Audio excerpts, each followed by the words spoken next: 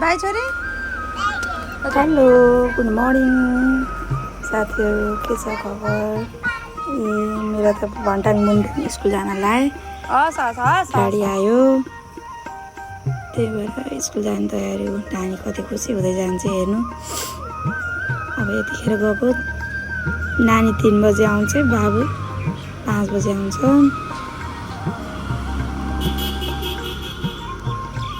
अनि केटाकेटी पठाएपछि म भित्र लाग्छु।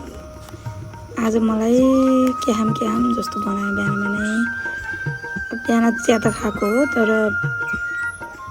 अहिले खाना खान मन लागेन, त्यही भएर के खाम जस्तो बनाएर अनि सुप खानु पर्यो, जुस बनाएर खान्छु भनेर। अनि म पुदिना टिप्न भन्दै पुदिना जुस खानु पर्यो भनेर। बाहिर फेरि घाम लागिरहेछ, राति पानी परेको थियो, शीतल छ मौसम। अनि पुदिना हाम्रो बारीमा छ, राम्रो भएछ, टिपेर खाऊँ भनेर म टिप्दैछु। हजुरहरूले नि खानुहुन्छ होला नि जुस बनाएर। पुदिनाको गर्मीमा शीतल गर्छ, हेल्थलाई राम्रो गर्छ। अरू बाहिरी जुसहरू यताउति खानभन्दा भएसम्म पुगेसम्म होइन खाने हो।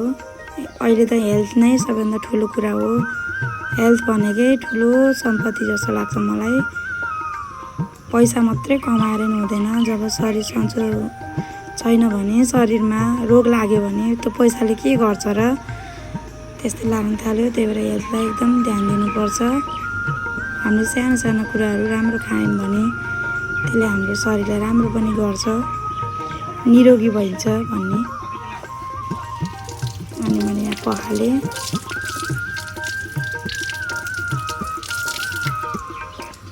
अनि त्यसपछि म फेरि भित्रतिर लागेँ। अनि यसलाई पिस्नु पर्यो। अब पिस्दैछु। अनि फेरि यहाँ जुस बिरेन हुन्छ अरे हल्का। अनि त्यसमा बिरेन हुन्छ छरिसकेपछि अब त्यसलाई छान्न पर्यो, फेरि छान्ने लिन जानु पर्यो। अनि फेरि छान्ने लिन गएर छान्न पाएँ।